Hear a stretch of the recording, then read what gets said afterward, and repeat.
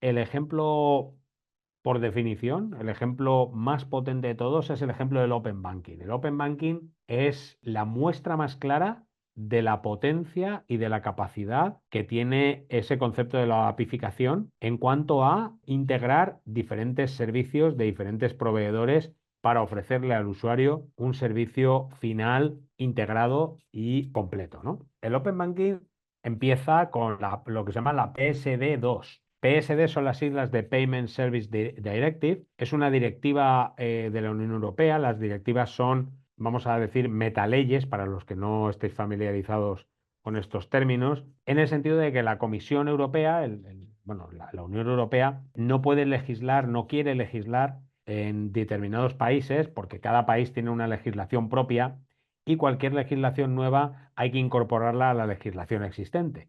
Entonces, la Unión Europea lo que hace es lanzar directivas que son como, pues eso, yo lo llamo metaleyes, que definen el objetivo de una determinada ley, que luego cada país, cada Estado miembro tiene que transponer en su propia legislación para que tenga efecto. Entonces, la PSD2 es una directiva sobre servicios de pago. El 2 es porque es la segunda versión. Es una versión, digamos, mucho más ambiciosa que la primera.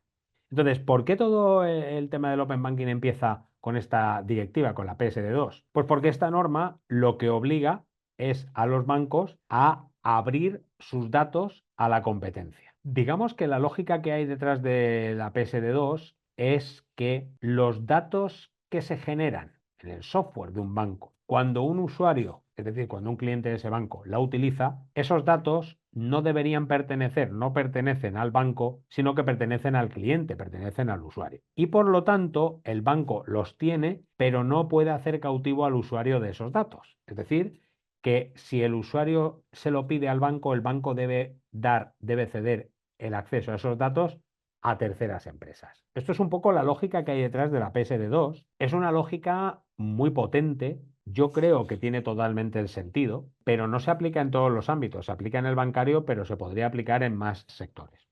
Me voy a explicar un poquito para que entendáis el potencial del Open Banking. Si yo tengo mi banco, por ejemplo, Bankinter, analizando qué transacciones hago yo, qué ingresos hago, qué gastos, qué pago con la tarjeta de crédito, cuándo, qué tipología de gastos, tiene un perfil muy bueno de mí como consumidor y como cliente y como potencial cliente de nuevos servicios. Es decir, que utilizando todos esos datos me puede ofrecer, por ejemplo, una hipoteca muy adaptada a mi perfil. ¿Y por qué puede hacerlo? Porque tiene esos datos. Lo que dice la directiva, la PSD2, es que esos datos no son del banco, son míos. Y que por lo tanto el banco es solamente, digamos, el custodio de esos datos. Pero si yo quiero que otro banco los tenga, este primer banco, mi banco está obligado a cedérselos. Eso es lo que dice la PSD2. ¿Esto qué significa? Integraciones. Es decir, la PSD2 obliga a todos los bancos a tener una plataforma de APIs desde la cual ofrecer los datos de sus clientes a otros bancos o otras empresas siempre que el cliente se lo pida, claro. Por eso es la imagen viva del concepto de apificación. O sea, el Open Banking es el ejemplo más tremendo de apificación conceptual y también yo diría que es un ejemplo muy potente de legislación orientada a consumidor. Como pequeño paréntesis, os introduzco el concepto de qué pasaría si la Unión Europea hiciera una norma similar dirigida a redes sociales, diciendo que los datos que genera un usuario en una red social no pertenecen a la red social y por lo tanto la red social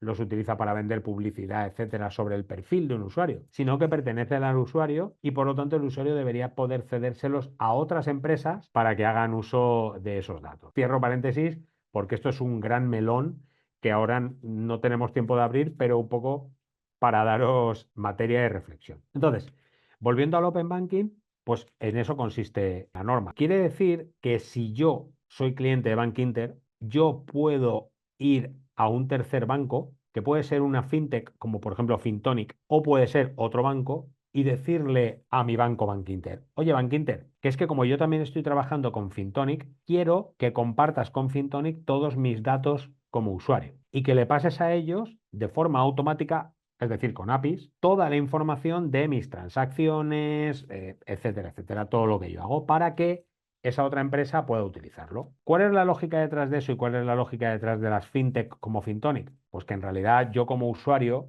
si trabajo con tres bancos, yo quiero tener un sitio donde esté agregada toda la información y que sea cada uno de los tres bancos el que me pueda ofrecer una hipoteca y que compitan entre sí por captarme como cliente de hipoteca.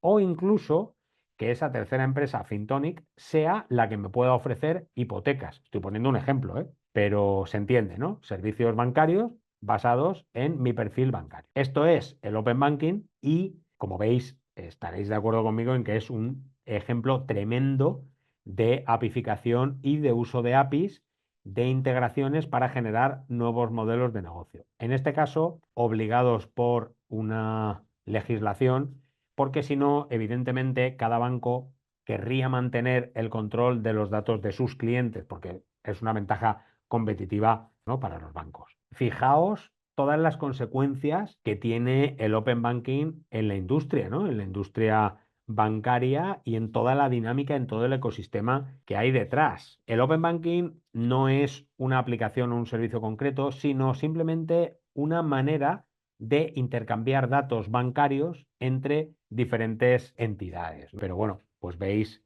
la revolución que representa desde un punto de vista puramente de negocio y de modelos de negocio, ¿no? Y por supuesto el beneficio que ofrece pues, a los clientes finales, a los usuarios, que al final deberían ser o deberíamos ser siempre, bueno, el beneficiario principal de la legislación, ¿no? Se supone que el legislador tiene que legislar pensando un poco en todos, pero sobre todo en el usuario final, ¿no? En los ciudadanos, en las personas. El beneficio yo creo que está claro, ¿no? Mis datos que yo genero en mi banco son míos, luego si yo se los puedo pasar a otro banco, es otro banco, me va a poder hacer ofertas y competir con mi banco, que si no, me tiene un poco, digamos que tiene una ventaja de cara a ofrecerme cosas, nuevos productos, servicios y tal. Esto es el Open Banking. Yo creo que los ejemplos de lo que se puede hacer con Open Banking los he venido contando aquí y tal, los he venido explicando. No hace falta que profundice más, no me quiero enredar y sobre todo no quiero repetirme y por lo tanto, bueno, esto es el Open Banking. Y todo el Open Banking se basa en APIs